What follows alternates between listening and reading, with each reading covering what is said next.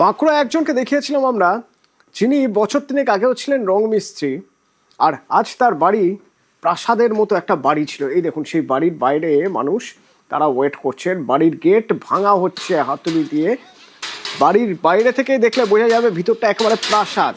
তৃণমূল প্রধান ছিলেন, আর তৃণমূল প্রধান হওয়ার সুবাদে 3 বছরে তিনি একটি প্রাসাদ বানিয়ে ফেলেছেন। একেবারে উল্কার গতিতে সম্পত্তি বেড়েছে তার। বড়জোড়ার গণেশ মণ্ডল তৃণমূল প্রধান, বড়জোড়া পঞ্চায়েত প্রধান।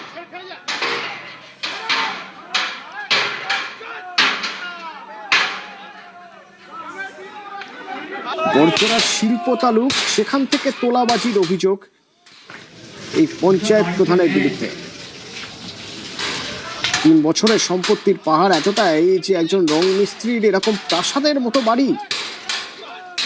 জনরোষ একরকম আছড়ে পড়লো বলা যেতে পারে বাঁকুড়ার এই ঘুটগড়িয়া গ্রামে।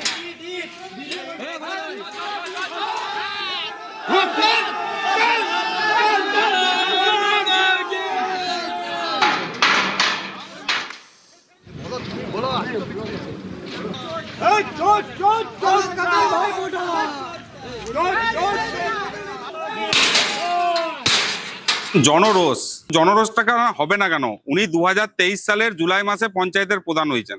আজকে 2 বছর 2.5 বছরের মধ্যে এত বড় প্রাসাদ সম অট্টালিকা, ওনার বেতন কত ছিল? 3-4 হাজার টাকায় একটা প্রাসাদ সম অট্টালিকা হয় কি করে? এটা গরিব মানুষের শোষণের টাকা, গরিব মানুষের বুকে পা দেওয়ার টাকা। ওটা ঘুটঘুরে অঞ্চলের মানুষ জানে, বড়জোড়া অঞ্চলের মানুষ জানে। রং মিস্ত্রি ছিল, কোমরে দড়ি বেঁধে দুতলা বাড়িতে উঠতো, দিয়ে রং করে বেড়াতো। আজকে সেই রং মিস্ত্রি 250-300 টাকা বেতনের রং মিস্ত্রি এই 2 বছরের মধ্যে গ্রাম পঞ্চায়েতের প্রধান হয়ে এত বড় অট্টালিকা।